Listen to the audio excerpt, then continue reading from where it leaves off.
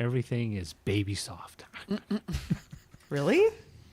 No, I avoid eating like any. Good day, Internet. Good day, Internet. Good day, Internet. We were just talking about teeth. Like you do. Like, you know, what's too hard? Like those, is an apple too much? No, apples are fine, but things like like a really hard baguette or anything like that, like. Oh yeah, see, I love those. But you got to be careful as you. But I'm not eating a baguette every day. Idea. Don't chew on ice. Chewing on ice very bad for your teeth. It's the temperature as well as the but it causes fine cracks in the enamel that you don't see, and if you keep doing it, that's probably my problem because I chew ice a lot. You know what? Great. That might be a sign of anxiety. What's that? Low iron or something. Oh, to chew ice. Chewing ice is like a symptom of something like that, like thyroid. Because my wife had that. She would always have. But ice it's not going to give you any iron.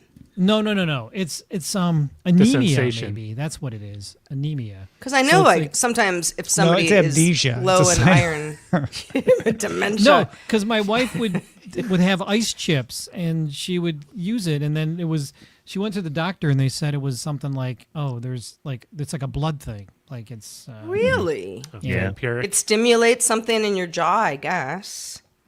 I would think that would just be a cheeseburger for low iron. I want to know why. Okay, so this is the other thing. My wife's boss, my dentist, also works with stem cells, and I'm wondering why hasn't anyone figured out a way for us to grow a third set of teeth? Like just so, like, hey, you lose your teeth, you get a new set. Like right? Sharks. Yeah. I want like a bunch of But rows. can you selectively grow one, or do you have to grow the whole grill? We can't They're grow starting one it. now, They're trying to regrow enamel a lot too now. But listen, elephants go through what, six sets or 8 sets of teeth? Of tusks? No, of teeth. Of their teeth. Their molars, they go through like 6 sets. Oh. Because they eat really coarse food, so you gotta keep. Scientists have successfully grown small tooth-like structures and have seen encouraging results in animal studies. So you can't eat any big food, just something like a candy corn. Human clinical trials have begun in Japan and the UK. How about that? Huh. Or bionic teeth. Yeah. Yeah, I just want teeth that are fine. I mean, really, you want Can I just have teeth that I don't have to worry about? Around? I mean, you want your teeth because it prevents your jaw from eroding as you get older. From what yeah, no, 100%. I want to keep my teeth. I just, chewing on ice. I want your jaw to erode is the thing. And then Imagine the person's like, actually, this is a demographic right here. I like my jawline this is an slimmer. Yeah, we are at that. I'm at that age. Hilariously, you gotta Roger's worry younger about whether than your me. jaw is gonna. Yeah, but I turn 1 year older. Me and this Tom, the month. old man. I'm definitely feeling my age because I get dizzier a little quicker if I spin around too quickly. Can't walk too fast. I can just imagine Roger in his living room just twirling and twirling, like, And then counting the seconds, like you have a chart. You're like, well, it used to be 42 I used to do whippets, but I just use this office chair now. I thought, what? Why does this conversation make me want to like smoke cigarettes and chew hard candy? No. Like I'm just right. It's like, you know what? You're not going to tell me what to do. Exactly. Bite down on the Jolly Rancher. I'm having some sort we of should change the show name to the Geriatric Crew. I will not. Daily. Has anybody, I don't think we have on DTNS Live, but has anybody had fun with the AI generated chiropractor videos? What? Yeah, it's like a theme of like crazy chiropractor videos that are AI. Oh, where they're like crack your head. adjustments. Yeah, where it's that are just okay, totally ready, dangerous. and then like they like the chiropractor like throws somebody through a wall. Yeah. Yeah, and then afterwards you're like, Hilarious. now you're gonna feel so much better. Thanks, Doc. The dentist conversation is sort of reminding me of that. Where it's Have like, you what are you used- going to do to me? Have you used a chiropractor? I've used it a couple of times. I've never gone to a chiropractor ever. That's a Done protractor month. I you're go every thinking month. of. Yeah. I never have Different. either. I used one. I was 2 minute like, warning. 2 minutes. it's like you Used got to to use breathe one in out math if this class, isn't like- going to work. It's like, all right. And then he hugs me, like does a bear hug, and I hear my back of my neck down the middle of my spine. Yeah. God. You know, Somebody did that for me once and was not a chiropractor, and I was like, that was crazy. Yeah. it was You know, So, like you're obviously tatalented at this, but I don't know what you did to me. I see a Can you chiropractor every imagine that month. someone at speed dating? And one of the things they do, which is really weird, they pull your earlobes, and you hear this crack, and then Sounds like a does nun. something if you're Something if to you're your ill. canal. It's like it's like a I immune think it unblocks booster. your ear chi, so your meridians are no longer clogged. Oh, that's just earwax. You use All one right, of those listen. things. Like chiropractic it's real. He Chiropractor. puts it in the Reiki So is category. Eastern medicine. And so is Eastern medicine. You have to. It's not Hey, about listen, your chi. However, if- I went to if a you wanna do chiropractor 2 times, and I acupuncture- was like, I do not want to end up paralyzed. I'm not coming back. Acupressure. Yeah. Never been to a People have chiropractor. and I'm very, like, very Don't do it. strong feelings about chiropractors. Yep. Nope. No thank. I Acupuncture all the don't way. really have one, but you know. I like mine. I couldn't turn my head for a week, so I had to go to a chiropractor. It's not right. It's not right what they do. I mean, they See, my didn't wife is a cause it. masseuse. I went to them and to that help helps fix too, it. So. I mean, give me a massage all day. Like I'm like. I don't like massages either. Really? Really? Don't? 30 It, seconds. They're it good, goes man. back to when I was playing football, and you would have to get them, after getting hit. And they would hurt. And they The hurt. painful kind. Yeah. So That they're I supposed to I hurt. always associate them with hurting. Yeah, I It's can see like, that. son, I'm good. I don't need that. I'm fine. You See, could just be like a hot tub guy. Just be a hot tub guy. That's how it is. Tub Hot guy. springs, yeah, maybe yeah. a sauna here and there. See, I want if I'm paying for a massage, I want to be in physical pain. Me too. That's why we're here. I want to get paid if I go through. F me up. Have We a can make good that show, happen. everybody.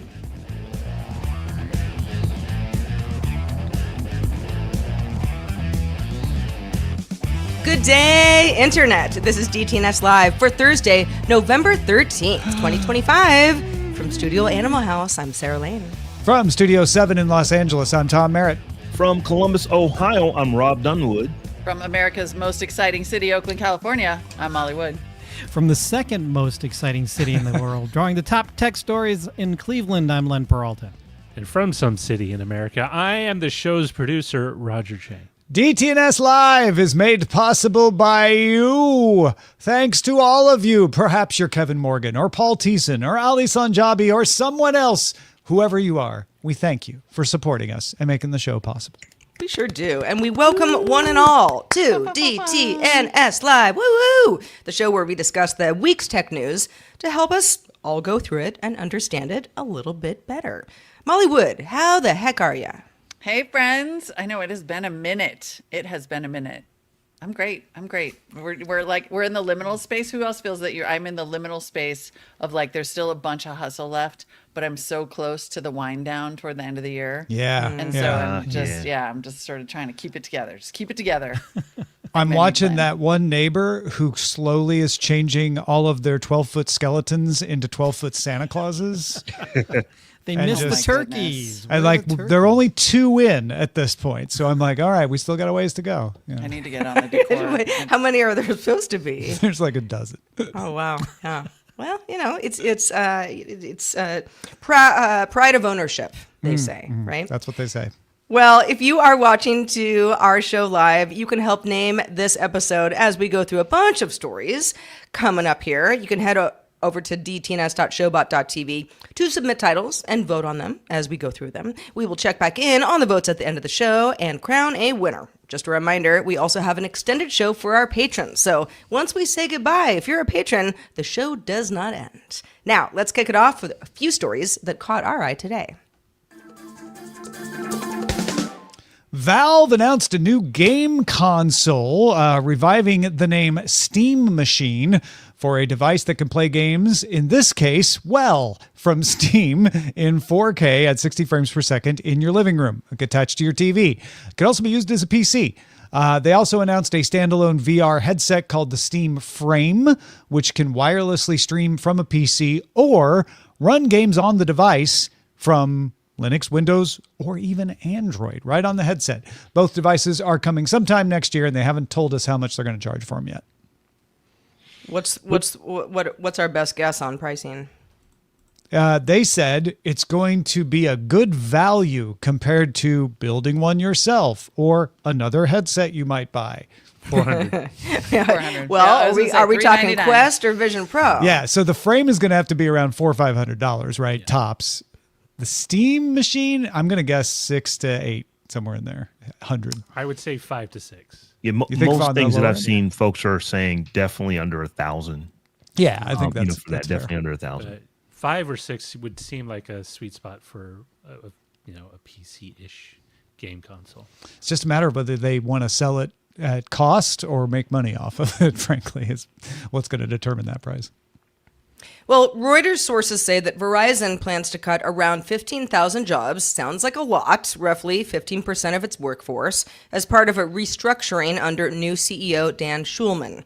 The cuts are said to be focused on non-union management and should affect more than 20% of that group and accompany a move to convert 180 corporate-owned retail stores into franchises. Schulman said that Verizon has to fundamentally restructure its expenses and pursue growth without having to rely on price hikes. So, as a Verizon customer, I'm like, price hikes, nobody likes those. Let's see where we go. I'm all for figuring out a way not to increase the price of everyone's bill seemingly like every year. But 15,000 folks, that's a lot of folks. It is. Yeah. It's a lot of folks.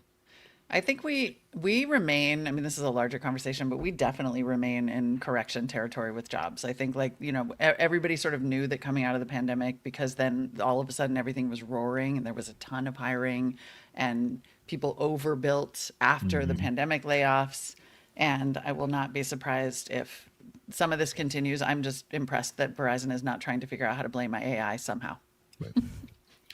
TikTok has introduced a new feature called Bulletin Board, which allows brands and creators to share public one-to-many messages with their followers.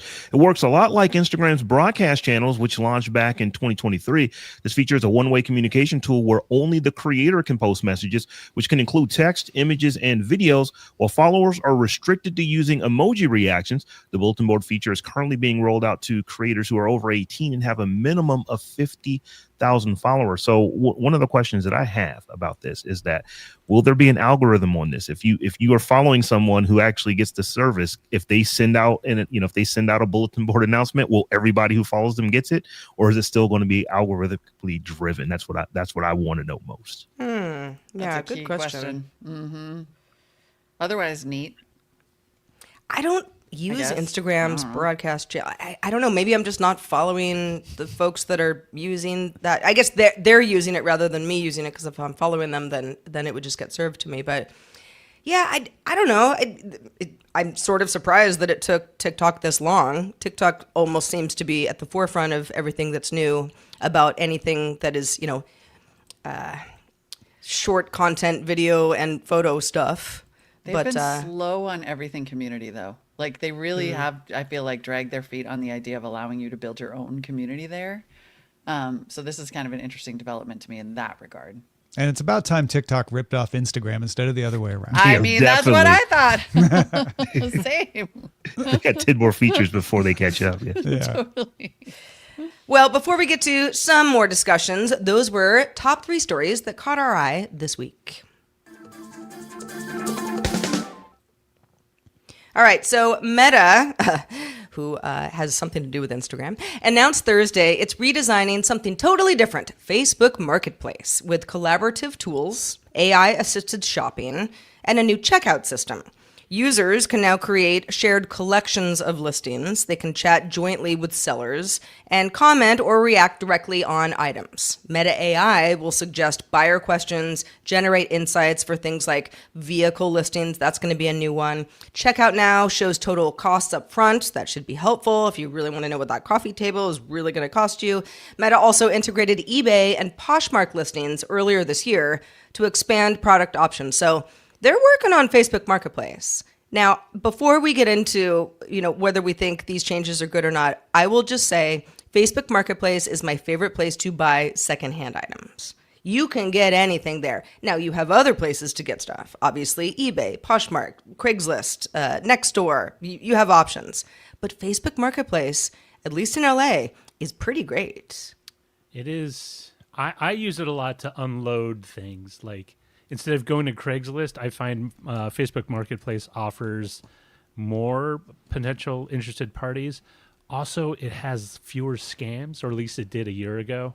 online. Like Craigslist is just inundated with like potential, like, oh, this guy just wants to sell you like, oh, buy these speakers out of my white van. They're half off. Yeah. And You know, then that you'll kinda- never make it home. Yeah, and it's one of those things where it's convenient. It allows you to add all these pictures in a way that makes it accessible, but also you can kind of eyeball and comparison shop. So if you're looking for a dresser or a dryer, you can see like, hey, these are the 30 available dryers that are within 50 miles of where you live. You can look through them. So Well, and when I was looking through these new features that Meta's introducing, I was kind of like, all right, so how does it make the experience better? Because I haven't actually bought anything on Facebook Marketplace recently, but last year, I got a couple chairs, I got a dining room table, I got the chair that I'm sitting in now, a little bench in my sunroom, just stuff that was well priced. It was not hard to contact the person. Be like, okay, where do you live? I'll come. If it can fit in my car, great. Or, maybe you come to me, all good. I didn't really feel like it was a clunky experience. But some of the new stuff, the collections feature lets you create groups of listings and then invite friends to join, kind of like, I don't know, if you're almost like an estate sale type thing. Collaborative buying, I think, is also interesting because if I were to say, all right, I really like that dining room table, but friend of mine or maybe roommate, someone who lives with me or somebody who's just better at this than me, I want them to come in onto this conversation and maybe ask the seller a few questions. As a seller, that might be kind of annoying. sounds very annoying. But, as somebody who's like, if I'm parting with the money, I want to, get a good deal. Yeah. I mean, that's interesting. It's not that I'm against things like that, but sometimes it just feels like it muddies and complicates things where it should be you either want it or you don't. I'll let you look at it. I'll let you sit on it. But if you need to bring in your friend, your mother, your father-in-law, like, I've been sitting on chairs for over half my life. I'm going to take a look at it and tell you how much it's worth. Like, I don't know if I want to deal with that. I'll tell you what this really feels like to me, honestly. Like, setting aside the relative merits of Facebook or of Marketplace, which is pretty great. Honestly, I agree. Facebook Marketplace. It is also the only reason that people are keeping Facebook. And Yes!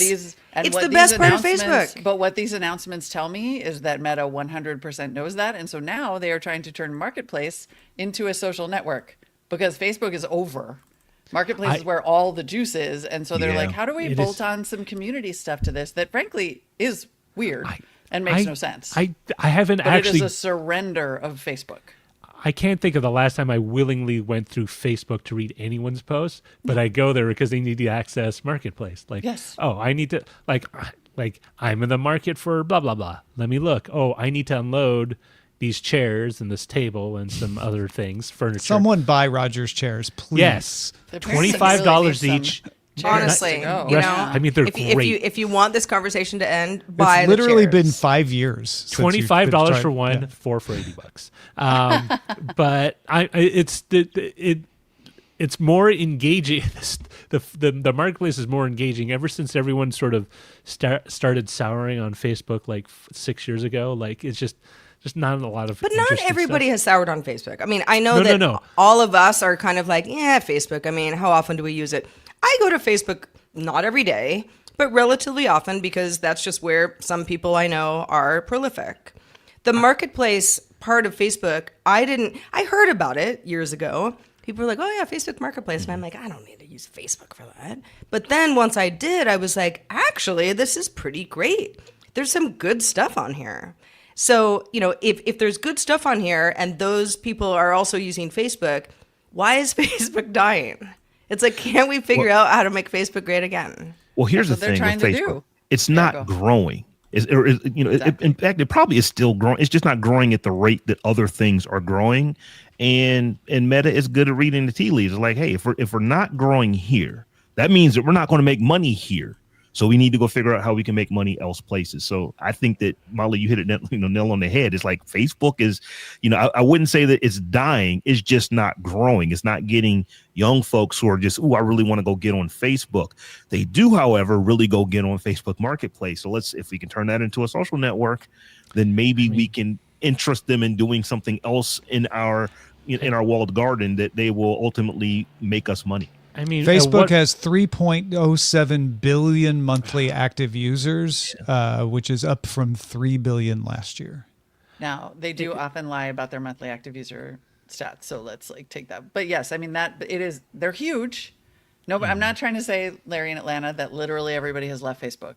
But what Sarah just said about Marketplace being the reason that Facebook is still on her phone is an extremely common sentiment. Like, it is where the juice is, no question. And what better way to create your upcoming future undisclosed super app than to incorporate some sort of market feature into your service surreptitiously. And like, at some point I would not be surprised if they started offering like your neighborhood Target, or your neighborhood, not Whole Foods, but supermarket, whatever, like where you just they just start integrating stuff, because what everyone wants to be is the platform that everyone feels they need to be on and to sell you stuff. If I had a bell, I'd ring it, because I think you're dead on with that. I think that let's turn this into something that people will use. If it's not the social media, Facebook that we started with, let it be the marketplace. Let it be the super app where you can talk to people, schedule to get your brakes changed, and buy a turkey. All in one app. I mean, Totally. And at the end of the day, the money's still the same. Who cares whether or not someone talked to grandma over? This is smart. I was just gonna say we should get a bell. That's okay. I mean, this is like, this is super smart. Like, I'm not trying to trash Facebook. This is super smart. Like, go where the juice is, invest in it, add features to it. Some of the features don't make a ton of like obvious sense to me right out the gate, but invest in the thing that people like and talk about and say positive things about, as opposed to the thing they're like, I'm still on it because I know other people who are still there.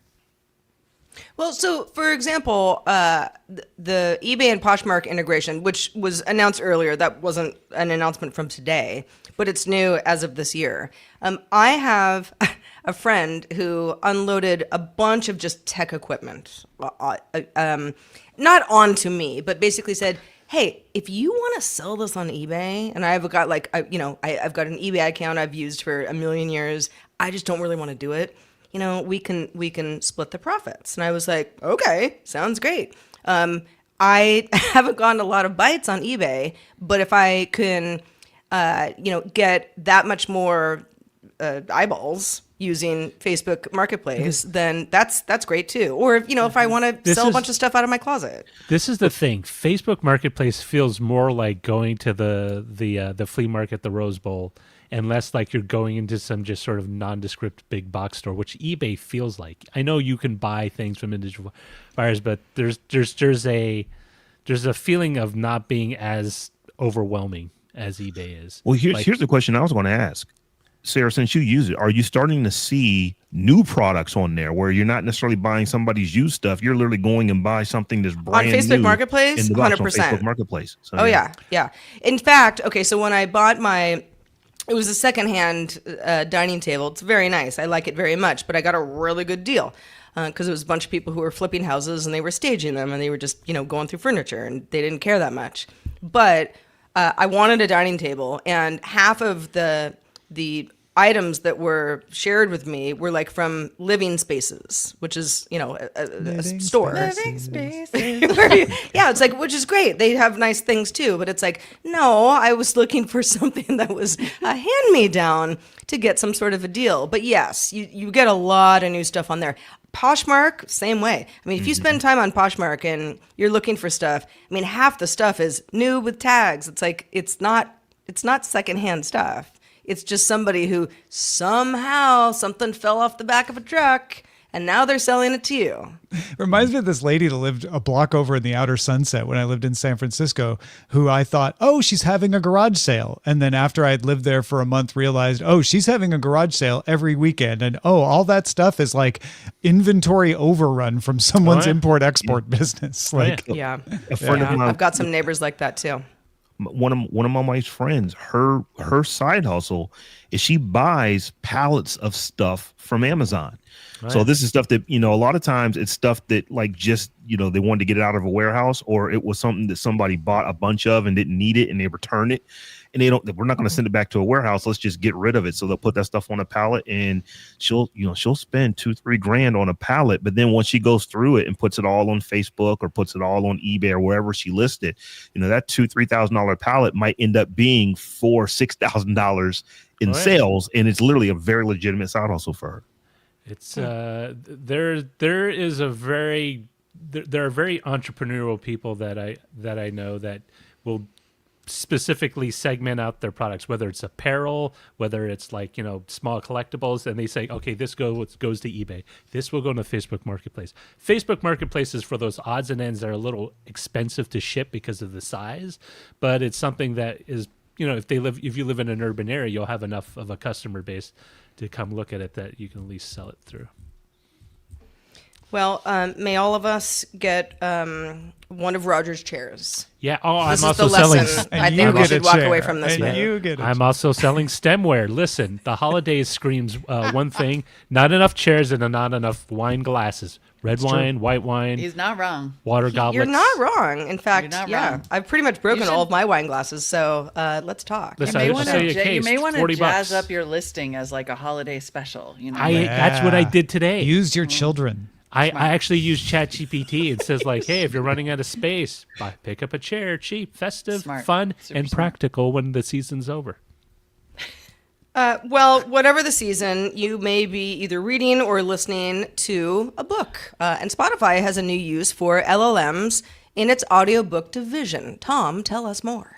I will. Spotify has launched a feature for its audiobooks. So for those of you who didn't realize, Spotify has a big selection of audiobooks. As part of your Spotify subscription, you can access them. You can also purchase them on Spotify as well. The new feature is called Recaps. Right now, it's in beta on iOS for select English language books. So you have to meet all those criteria, and then you'll see a little recap button show up after you've listened to about 15 to 20 minutes of a book. I saw 15 to 20, I saw 20. Certainly after 20 minutes it shows up. I guess it's a little fuzzy when it exactly shows up. But the idea is after you've read that much of the audiobook, when you go back to it, maybe you've got delayed or went on a trip or something, you can press that recap button and get a summary of what happened with what you have read so far. They assure us that they are not using the audiobook for training the model they use to do the summary. They're only pointing the model at the part you've read to summarize it. And the recaps do not replicate the original narration. They are summarized originally by the model. So I figured this is a little similar to Amazon's Story So Far, which they launched on Kindle in September for ebooks. But we could talk a little bit about reading habits. Like, is there someone, I heard somebody starting to answer here, who is like, you know what, I would like this option. I would like this in 10th and 11th grade English. So if you could just take it back 35, 36 years, because I really didn't want to read the book in the first place. I just wanted if you could just give me the summary. I'm just trying, like, oh my this God, is just what a great quiz. workaround. Yeah. I'll be fine on the test, but I'll study for the test. But just play that thing towards the end and then boom, hit that recap button. Exactly. Just give me this sounds like Cliff Notes for audiobooks. I'd never thought about that. Read the book, kids. Read the book. But if recaps are working for you, let us know. I don't listen to a lot of audiobooks. I used to when I commuted more because I was just kind of stuck in my car, and so I had time to listen as a captive audience. But the idea of having a recap, and I haven't even explored this on my Kindle, which I don't use that often because I'm still doing the dead tree thing. But the problem that I have is when I read a book, it's usually at the very end of the day, in bed, and then I fall asleep, books, on my chest, and then, I wake up at 2 a.m. and I'm like, I don't even know what I read. So the recap would be really, really helpful for that. Or, like you said, Tom, if I'm really enjoying a book, but for some reason it kind of goes to the side, and then I'm like, I kind of don't remember where I left off. Yeah. The recap would be really helpful. I wish they would do this for previous in a series too. Exactly. And I talk about this all the time with all my book besties because you're constantly kind of, in fact, I know people who specifically have a rule that's like, I will not pick a book up if the sequel isn't already out because of that exact problem. Like some authors are starting to include, a previously on kind of thing, but like that would be amazing. Honestly. So I have recently discovered the Spotify Premium audiobook collection, and I'm all in because I always have a book going in the physical, like an eyes. I literally call them an eyes book and an ears book, and I always have both going simultaneously because I like to have like something for the dog walk and chores. And the Spotify Premium, they have all the good smut. So that's great. I don't 100% always need a recap. Do you mean romantasy? In the case of the Spotify Premium book so far, like no, just No, smut. not even Like, that. Okay. Wow. They're not even Gotcha. really in the fantasy realm. They're All just right. like romantasy. They're just full on. Right. I listened to one that was like kind of paranormal. Oh my God, you guys, this book Pen Pal by JT Geisinger. I've heard of this. Yeah. Outstanding. Kind of a TikTok sensation, apparently. Anyway, I could imagine wanting the recap feature because I'm often going between books. But to or B, no matter what kind of caveats they tried to put on here, I still think they're going to get sued. That's interesting and probably true. if they have not cleared this, which they Right. may have. They may have because Kindle If already they're has smart- a feature like this. Right. And Kindle already has a feature, and Spotify was very ready with the explanation of why this was okay, which sounded to my ears like we talked with all the major publishers. Maybe we didn't talk with every publisher, but we talked with all the major publishers and figured out what we could do and not do so they wouldn't sue us. And that's that statement, right? That's funny. It sounded more defensive to me than we are all buttoned up here, but it could be. I mean, hopefully it is.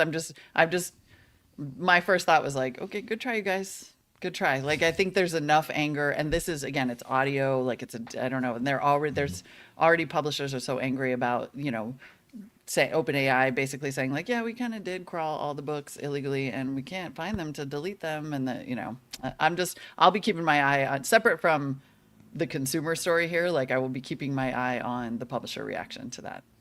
I think it's also, really important what that recap sounds like. Molly, you mentioned like previously on. It's like that stuff is very helpful for me, when I'm watching my 90 Day Fiance or whatever it is, where I'm like, where did we leave this? Oh, yeah, Previous previously. 60 days. Yeah. Right. Or even, it coming up next. We're all used to that. You don't have to watch that stuff or listen to it, but it can be helpful. Yeah. So As a in consumer, that I'm sense, it's like cool. if it's helpful and the LLM gets it right, then you're like, oh yeah, right. Yeah, they don't have any samples of it yet up Yeah. on their website. I mean, I love it as a concept. And again, as somebody who's often got several books going at once, or I'm coming back into a book after a while, like it sounds super cool and ethically interesting. The whole thing is just so murky, right? It's sort of like, okay, it's kind of like the freak out that we all had about Alexa listening to us all the time.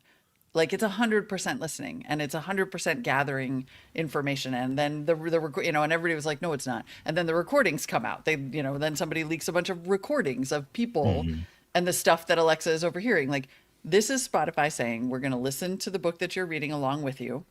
We're not going to do anything with it. That's the hard part. Except to for believe. just summarize it. And nobody believes that because every time they say that, then somebody a year later is like, I think it turns into more of like a, do you care?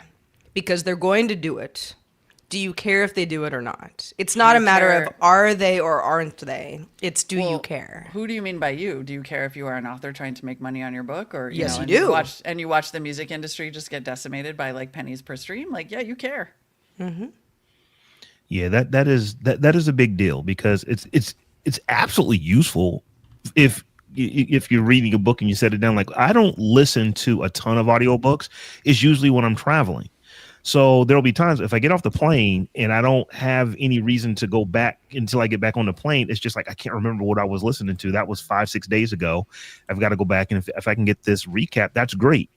But yeah, they are using AI to do it. And I just find it very, very difficult to believe there's like all that data that's just sitting there on servers that they own. They're just saying, no, we're not going to use any of that. on purpose. Yeah. I see a lot of accidents happening though. Me too. What kind of accidents do you think could be the bad result of this? Training. Oh, okay. That's not an like, accident. You're just saying they're flat out lying and saying we are training our models off this. Yeah. I mean, they're ingesting copyrighted data, right? If they're reading it and summarizing it, then on some level they are ingesting copyrighted data. And it is. Well, they have to ingest the copyrighted data in the first place to offer the book. Yeah, that's what I'm saying. Yeah. Right. Yeah. And so then it's very hard to believe that nothing then happens after that. Like it doesn't get stored, it doesn't get trained, it doesn't become training data. I don't know. Listen, like I know sometimes I sound too skeptical about technology, and also I'm on year 25 of being proven right over and over and over. I was just going to say, they keep giving you reasons to be skeptical. It's like, I see what had happened was that we wasn't planning on using it, but it was just there. So, new person came in and didn't know they weren't supposed to use that data that was sitting in that database. Trained on the summary. Yeah. We were just trying to understand how it all worked, and we just needed. We were just running. Yeah, a rogue employee has now been dismissed. We don't know why. We don't know. Usually why. it'll be some middle manager that no one remembers. Maybe from the Christmas party, but that's right. about it. Exactly. Color Christmas us jaded parties. because we earned it. Yeah. I wouldn't mind some jade. What had happened is amazing. See, here's the thing. Facebook Marketplace, you can get great jade. Yeah. Well, folks, a little over 4 years ago, during DTNS Experiment Week, Stephanie Humphrey, Terrence Gaines, and I launched the Tech John, a recap of the week's tech news with insights into how technology affects and disaffects the African-American community. We dive into the top tech culture and stories of the week, delivered from points of view you don't always hear in mainstream media, and we recently crossed over 200 episodes. New episodes land Tuesday afternoons, and you can find them on YouTube or wherever else you get your podcasts, or you can visit the Tech John, that's the Tech, JAWN.com to find out more. All right, Molly, you've got some thoughts on the limitations of AI growth, and many people do. People mostly think, well, chips, right? Can't get chips, can't do it. But what about actual available power? Yeah, this has been an interesting evolution. So those of us who follow the energy part of this conversation and have been following it for a while there's a lot of conversation about what is going to put us in an AI bubble. Is it the over promising on capacity? Is it the circular financial engineering of taking money from one company and turning around and using that money to buy their chips? Is it, over promising and under delivering? But the simple fact is that every conversation about compute is a conversation about data centers, and every conversation about data centers is a conversation about energy and also water, which is an underreported part of this, but I'm going to stick with literal electricity at this point. And we are just now, and I remember being at a speaking event in Ohio a couple of years ago, right, with a bunch of kind of executives from various companies. And one of them said, OpenAI just announced this Stargate project, and they're promising 500 gigawatts of compute. And they said, I'm pretty, do you think they have the money or do you think they have the power? And I was like, listen, I'm not an expert here. I'm sure they have the money. They quite specifically do not have the power. So now, and I'll sort of get into the power needs of the AI industry as it's been promised so far. But we are now finally there was a conversation with Satya Nadella just a couple days ago, November 4th, in which he said out loud that chips are not the problem. Power is the biggest barrier to AI growth. The GPU inventory exists. They're building that like crazy, but it's outpacing the energy supply. And unfortunately, they refer to this as warm shells. And he said, I don't have enough warm shells to plug into. Oh, dear. Pause as needed. It's an industry term, but it's an industry term for a warm, but I'm a 14-year-old out of context. Girl. I read a lot of smut. What do you want from me?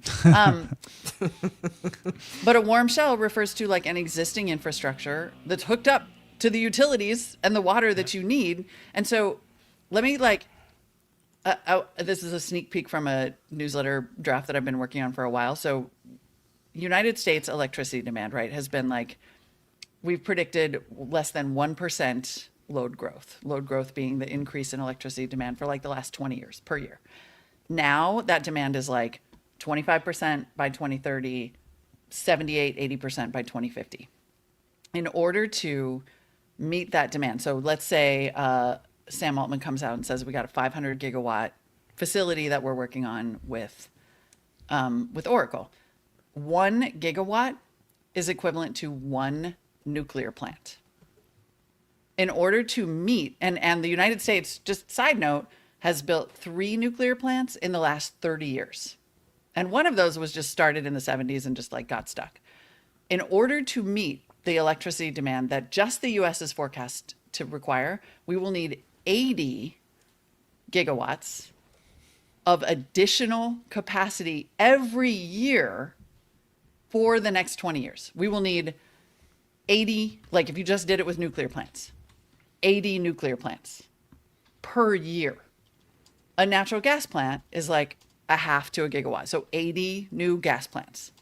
Maybe, I mean, I think one solar farm is like 400 megawatts, right? So like thousands of the hundreds of those. I mean, it's just 200 to 400 utility scale solar farms, 800 wind farms. The scale of power that they just casually talk about is unfathomable in the United States, considering that we are barely able to meet the load growth of like 2 or 3% just for consumer use and electrification. So the fact that we are now starting to see this as a real true barrier is just sort of like one more, I mean, at the end of the day, it's like one more piece of kindling on the like bubble fire. But I'm glad that we're finally being honest about it. Like, you just don't have, you're the opposite of Facebook Marketplace. You do not have the juice. Oh. Huh. The way you laid that out really puts it in perspective, because you said, so we need 80 nuclear power plants a year for the next 20 years, and we've only built 3 in the last 30. Yep. Yeah, that lets me know that there's a problem, and also makes me wonder, are we a lot closer to putting these things in space just because the sun is got a lot of energy coming off of it, and if you can just grab that solar in space, that might solve some problems. We talked about that on the show before, but is that a viable option? Can they put enough up there to solve the problem? Or I love that sci-fi brain so much, but we would have to be able to have that also just the rocket infrastructure to like. We don't know how to, and we have to build. We'd have to construct in space. Like there's a whole robotics industry that has to be in 30 or 40 or 50 years. Like when we have like a Dyson sphere, 100%. It's awesome. But right now it's a real limiting factor. Now, and I should clarify, like, we're not going to try to get there with only nuclear plants. There will be a mix and match of all of the above of the things that I said. But even the idea of building 4 nuclear plants a year, and then 600 wind farms, and then 22 natural gas plants. Like, I mean, can I ask you a question, Molly? Would sort of rethinking how some of these models work, like instead of like using the entire breadth of trained information, but keeping it more narrow scoped, so they're more efficient within, instead of a broad range of things, it's like, hey, I need to know about dental. This is the data set that it works with. So it doesn't include the history of, the Persian Empire or anything like that. So yeah, would that help in some way to reduce the actual footprint that you needed for energy? 100%. There are a bunch of interesting, and this is sort of like, this is the scale of the problem, and everybody needs to be honest about it when they hear things like hundreds of gigawatts thrown around, right? Those are very unrealistic numbers, but there are a million ways to get there that don't involve building 80 nuclear plants a year. Like there's right sizing models, like you talked about. There is no reason that every single inference needs to come from the entire corpus of human information. Like that's just inefficient. And so companies can do that. You can have local processing. I think we will start to see distributed data center resources. Like I think we'll start to see compute be attached to other facilities at a smaller scale than a full-size data center. The other thing that I think is interesting, especially as communities are starting to push back against data center projects because of the electricity use, the water usage, the overall just kind of like ugliness, and the fact that they don't usually generate a lot of jobs, is that I think there's a real opportunity to I've talked to a couple of utilities about this even, and just said, like, can you just say no? Can you just say, hey, hyperscaler, one thing that was pointed out to me is that AI doesn't care where it goes to school.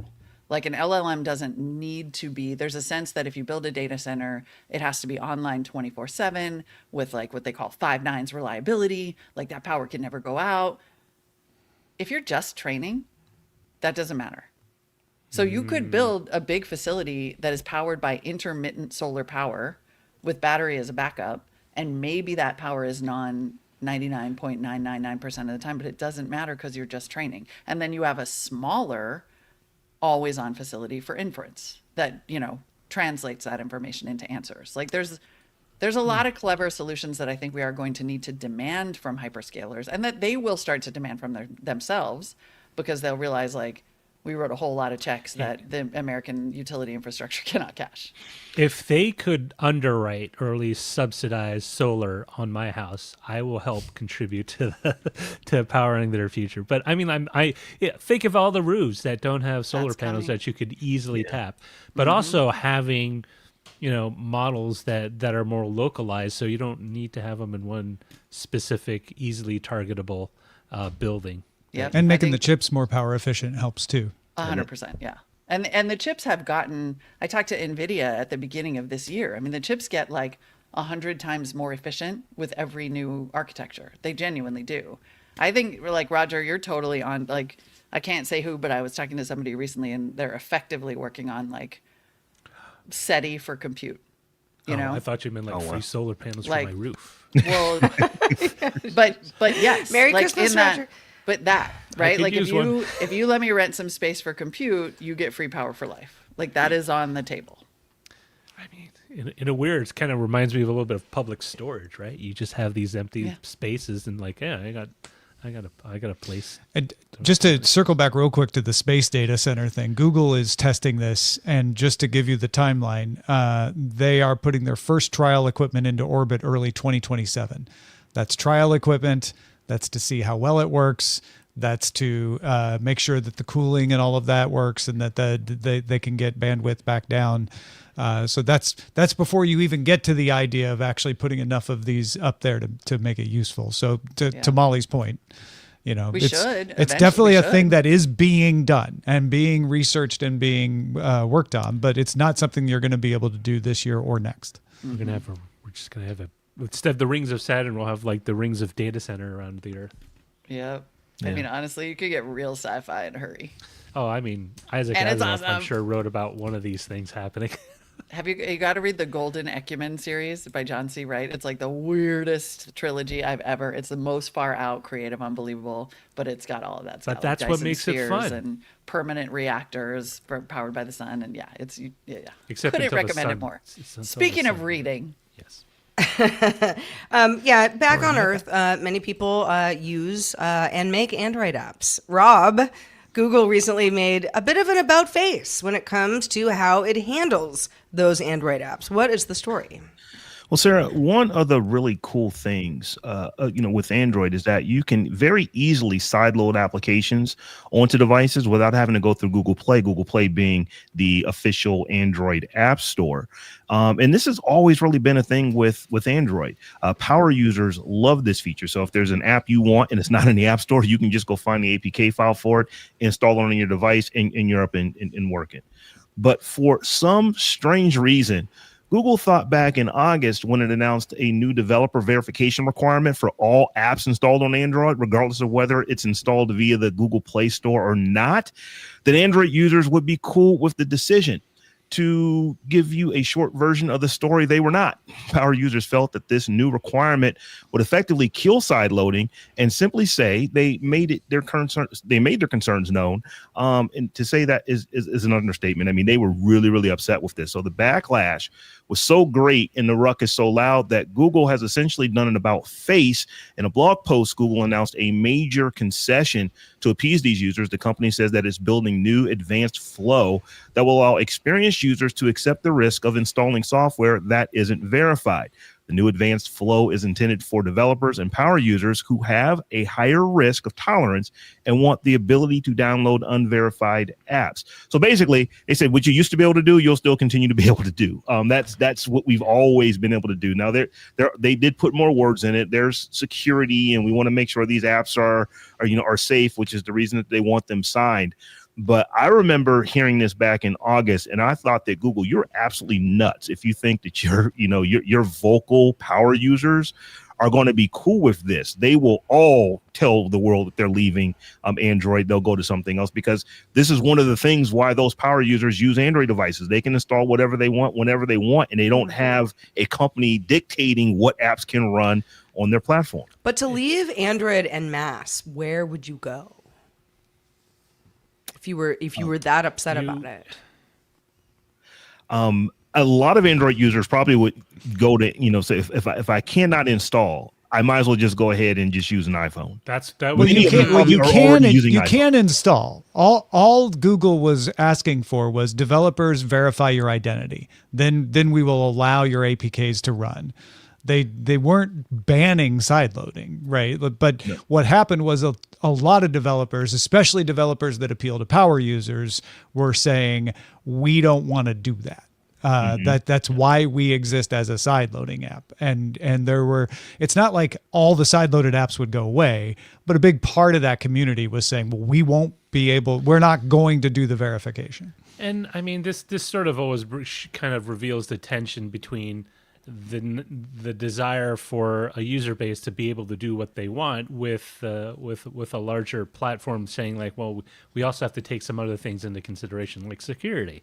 And balancing both of those is always sort of you can thank the EU and Epic for this whole situation, because the requirements for Google to allow third-party app store billing is what, in a long winding trail, led to them saying, well, if we have this many warnings for people sideloading, it's not going to meet some of these requirements. So let's get rid of the warnings. Let's do one simple notification that you're sideloading, and in exchange, what we'll do is we'll verify these app makers, because that way, we're going to have more people sideloading these apps, and about 50% of sideloaded apps tend to be malware just by independent audit. And so they put those warnings up to try to slow that down. They thought, oh, well, we'll just verify it. That'll get rid of a ton of the malware because they won't want to verify. But they didn't, to your point, Rob, take into account that the power users are like, yeah, we don't want to verify either. So they eventually got to the situation where like, oh, well, I guess we could just put in all the warning pop-ups again and say, we won't stop you from sideloading. And to answer your question, Sarah, there were plenty of, because we're talking about power users here, of course, they were like, oh, the way around this is custom ROMs, which are basically like, community-built versions of Android to replace AOSP, stock Android. yeah, Exactly. And so they would, that is a small section of users. It would have boosted development of Android in forks. that arena. Then you got to deal with like half a dozen forks. And I mean, it's weird because like the only time I really sideloaded anything on Android is with my Shield, because being Android TV, there are certain things that do run but aren't listed, and you cannot download from the Google Play Store onto it. So you basically have to download on your phone. You use Psy or something else to kind of make an APK of that, copy it or FTP it over to there, and then install it that way. I think the last time I sideloaded anything was I tried to hack my bike. I bought the knockoff version of the Peloton, the Mix, and which is an awesome bike, but I didn't want to do the subscription, and so I tried to sideload onto the software device so that the software so that I could just watch YouTube on it. But instead, then I just realized I could just put. I don't understand why they were going to try to take away that. Why not leave the version that they've ended up with, right? Just leave it. Back to Rob's point, why were they thinking people wouldn't complain about this? That's the thing for me. I understand why Google initially in August decided, okay, here's the route we're going to go. Yeah. But at some point, someone that works at that company has to say, if we tell people this, 99.9% of them are they're not going to even know that we said it. But the 0.01% that does, they're the most vocal Android users on earth, and they will just raise saying with, they will raise hell basically, about this, and we will never hear the end of it. And Google didn't hear the end of it. And a few months later, they now have said, oh, yeah, our bad. Let's go back to the way that it used to be. Yeah. I mean, it reminds me of back in the day working at places and saying, hey, the website doesn't look right on Mac, and having the developers tell me like, nobody uses Mac. Instead of, guys, let's that fix happened. it. Oh, absolutely. Yeah. Yeah, time. it's a real misunderstanding of your customer kind of miss by Google. Yeah, I would not consider myself a power user of Android, but I do prefer Android. I do use Android, and I can think of 3 apps right now that I have sideloaded because that's the way that those apps are gettable on my device. You can't go to Google Play and get them. You could download a whole store that you could then go download the app and put it on there, but it's like, why not just go download the app directly? So there's at least 2, maybe 3 apps that I can think of off the top of my head that this would have been a problem for. And I know one of those apps is not signed and they never would become signed. That's just not how they roll. So this is like, I think Google caused themselves a lot of problems they didn't need to cause, because I knew when this was said, there's no way that this will ever go down. So it's kind of like, what was the point of making this announcement to just get everybody riled up to turn around and do what what people almost immediately said, no, they'll never do this. Too many people will be upset about it. My guess is somebody had an OKR of reducing fraud report incidents and just started salivating about the idea of like, if we just stopped sideloading without verification, I'll hit my OKR so hard. This feels a lot like, I don't know. I mean, as I'm on macOS right now, every time I download something from the internet, it's like, this was downloaded from the internet. You sure you want to install it? I'm like, yes. And that's me. That's up to me. I can maybe go like, should I think about this twice? But it's always from a place where I feel it's legitimate. But for Google to just say, hey, just everybody knows that, you just gotta, have your wits about you about, sideloading apps, that would have been fine. It's taking away options from people. You're never gonna make anybody happy by doing that. Give them the option. Make them mess up if they want to. Let them do it. Yeah. Willie Scott points out F-Droid raising a stink about this was kind of the big momentum builder for getting this changed. All right, we have thoughts from folks in our mailbag today, so let's get to them. Chris Christensen shared an email tip that he received recently about purchasing tickets with a limited sales window for an upcoming trip he's taking to Shanghai. This is Chris Christensen from Amateur Traveler with another Tech in Travel Minute. I just got an email that I was really glad to get. I'm doing a trip coming up to China, going for a wedding, and then I'm heading out to do a Yangtze River cruise. And I wanted to take the train from Shanghai, the high-speed train. But the problem is that in China, those train tickets are only available 2 weeks ahead or less. And so I decided I wanted to do this about a month ago. So you can do this by going to trip.com, and trip.com will buy your ticket when they become available, which means you don't have to worry about forgetting about it, about being 137th in line because you didn't think about it till the next day or whatever. So trip.com for Chinese train tickets. And just got the email that mine was purchased. This is Chris Christensen from Amateur Traveler. Anand Jr. had thoughts on the days before ubiquitous GPS and writes, for a time, I actually kept a road atlas made by MapQuest in my car. I can't remember if it was the Nexus 1, but it was definitely an early Nexus series of phones that I finally stopped keeping any paper road atlases in my vehicle and started using one on my phone for navigation. I used something else before switching to Google Maps, but the name escapes me. Now, I actually used something before GPS, but it was also called GPS. It was called Grandma Positioning System, because I will never forget this. When I got my license, and I didn't know this before I got it, but when I got my license, it meant that wherever my grandmother wanted to go, if I was there, I was taking her, because she drove, but it was like, hey, I want to make sure this boy knows how to drive. So yeah, Grandma, and she didn't tell me ever where we were going. So it was like, just Grandma, where are we going? Don't matter. You're going to be there when we get there. Why does it matter to you? You with me all morning. So turn left, go here, stop there, pull it to this driveway. Now sit out here, wait. I'll be back in an hour. That is literally what my grandma positioning system was, and I loved it because I got to drive and just hang out with my grandma in a way I didn't before I turned 16. I mean, the MapQuest days. There was also Map Blast, which I think Yahoo made. For some reason, I liked that one better for no reason. But I mean, I cannot tell you how many times it would be like, okay, you got a printer, right? Whether you're at the office or, at your home. I mean, printers, the only way you can get directions. And then, they go on the passenger's seat. Or if there's a passenger in the passenger seat, then they're holding it and telling you, okay, 3.2 miles, and then we have to get off on exit 1, 15 type thing. That went on for a long time. That was normal life. And now when people do it, I'm like, wow, yeah. I mean, it still works that way. The paper that I had in my car that news people still talk about, this was almost like a producer trick, is the Thomas Road Guide. And it is like a super detailed, set of physical maps. And I knew several, when it was sort of standard, like they would tell you when I worked at the AP, like when you move to a new town, because the AP is like the freaking army and they just send you wherever you want to go, then take your Thomas Guide out and just follow it and drive every street. And then you'll be able to get to any you'll be able to get to any fire fast. Yeah, or become a taxi driver real quick. Or become a taxi driver, yep. I used to have an entire not glove compartment, but the little map holders on the side door. Me of too. Your car. Yeah. They were just filled with AAA maps. Sometimes AAA maps. Yes. Sometimes my inner prepper is still a little bit nervous about not having paper maps in the car. I do still think I have some. You should always keep a paper map in your earthquake kit or your disaster preparedness kit. That's a good point.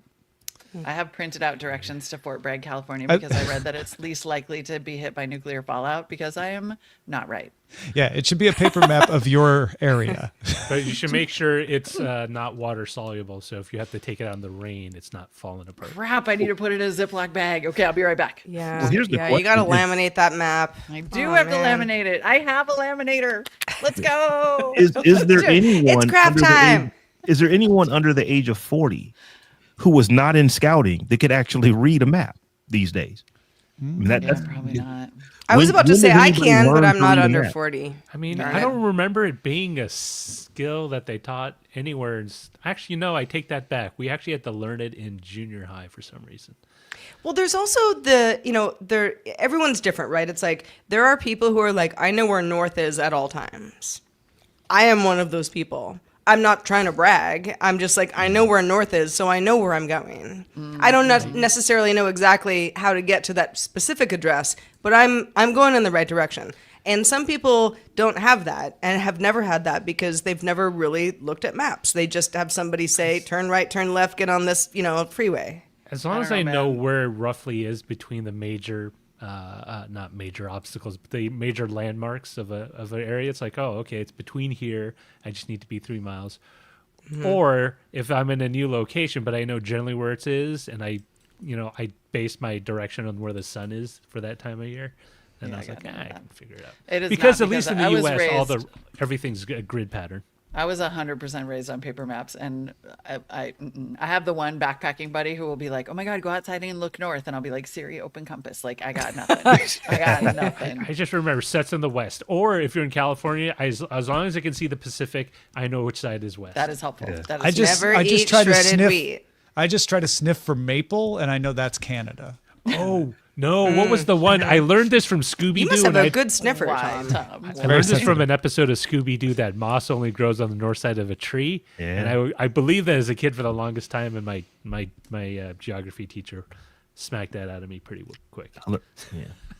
Well, whether you feel like you need a map or not, we would like to hear from you.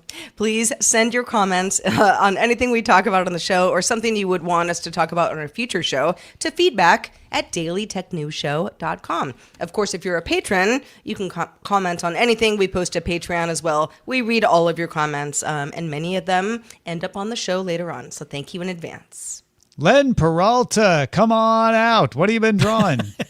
So I don't really use Facebook Marketplace. I started using it a little bit this past summer, and today's art was inspired by the article that Facebook put out, that Meta put out, it's getting a glow up. And my question is Facebook Marketplace glow up really a glow up? Because the people on Facebook Marketplace are still a little bit scary. Look at Burger Noodle 5 in in there. Yeah, there's Bergamottle 5. There's Tiny Manta's hat. Tiny Manta's hat, yeah. Really soiled Minion Plus. There's a JaVale McGee New Balance JaVale support. McGee shout out is incredible. Thank you. What a deep pull. It is. Yes, I knew somebody on the panel would get it. This is available if you're a Facebook Marketplace fan and you'd like this in your home. You can go to lenperaltastore.com where I am selling my holiday cards again this year. So you may want to go grab that. If you're more kind of just want to support, general support, you can go to Patreon, patreon.com/Len, and you can get this immediately. But I would really suggest that you go check out the holiday cards because those are really cool. Len Peralta, great work as always. This was especially good.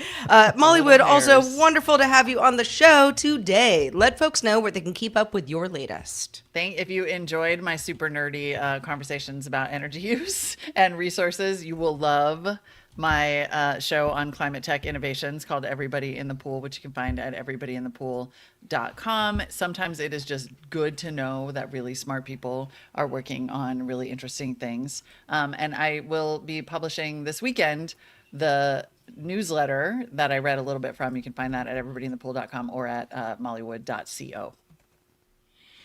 Very During the show, you've been submitting titles over at dtns.showbot.tv, and we've got some good ones for you. And I want to start right now, right at the top, with the number one vote getter by Zoe Brings Bacon. Someone please buy Roger's chairs. They're good quality chairs. I don't understand. Yes, we're not laughing because they're not great chairs. Yeah, it's just like, let's do this. Come This on, is community. DTNS Marketplace. We spent like Let's $80 bucks each reupholstering them. I mean, conversationally speaking, like just percentage wise, we probably spent the greatest number of minutes on those chairs. I mean, There's also Roger's charity case. hey, listen. Oh, And you know what? Stuff Dave. I have no sense of, is that shame or just I'll do it. You don't have a sense. How can you know what Shame it is is? the word you're looking for, yeah. No, I think it's just punny. It's punny. That's punny. So here's a good one. AI has a warm shell problem by GPEG84. You know, it just occurred to me that I mean, is it's literally true. Is it a problem? See, I think of Annie's mac and cheese when I think warm shell. I'm like, tasty. Now I want that for lunch. That does sound too bad you have to good. make it. I wish Good it was just- reframing, Tom. Good rebranding of the Thank warm you. shell. I mean, you have to boil water. That's all you have to do, Roger. It's not bad. Yeah. Do you see a stove around me and a pot? Okay. Good point. So Larry in Atlanta has a good one as well. It's data centers in space. Oh, we haven't had one of those in a while. Can we get That's pigs delightful. and data centers in space? We When can. pigs fly in orbit. Piggy data center. Yeah. Energy piggy. Oh, you can have space bacon, right? You have astronaut ice cream. Maybe I would like space bacon. Yeah. Maybe Well, I it'd be hear that a better than vacuum of Earth space bacon. might ruin your sense of taste, but yeah.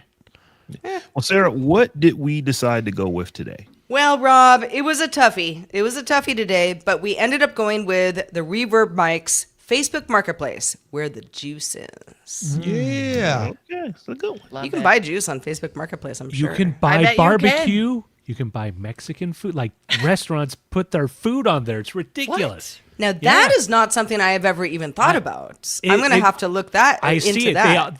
I originally thought someone was just selling their party leftovers or something. Like they had a big cake, but no, it's like a restaurant. They say like you can for $12. This is your set of food, right? This is your 2 enchiladas, your side of like. I think, what is this? I thought it was like someone just selling that out of their house. No, it's a restaurant, and you just go down and pick it up.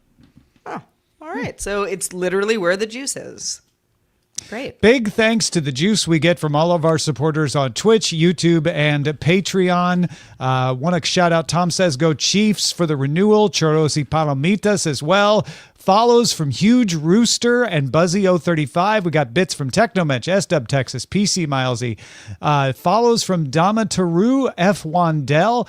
Bits from PC Milesy. Follow from Prom TTV. Hockey Sticks S subscribed. Zoe gave us some bits. And Chaz Basden is back with a resubscription as well. Big thanks to all of you. If you're a patron and you want to stick around, we got a bonus segment for you. Roger's weekly game is us trying to guess which LLM rewrote a headline from a classic news story. That's available in Patreon as a live stream or on demand. Reminder, you can watch us live every Thursday at 4 p.m. Eastern. That is 2100 UTC. And you can find out more at dailytechnewsshow.com/live. Be sure to keep up with us during the week. We've got Daily Tech Headlines and Daily Tech News Show all week, plus weekly Live With It episodes. We stream those on Wednesdays, new hangouts throughout the week, and some bonus weekend content as well. We will see you next Thursday for DTNS Live.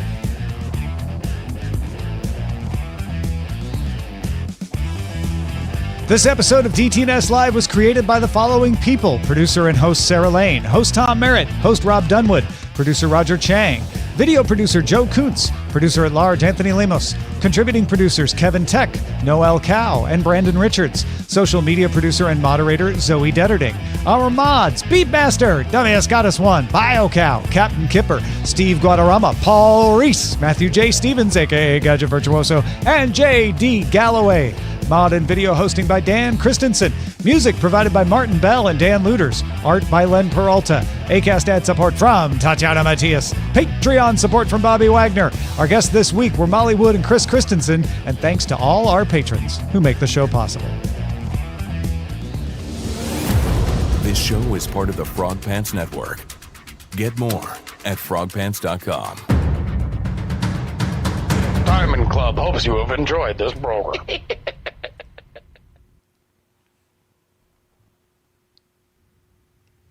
Boom.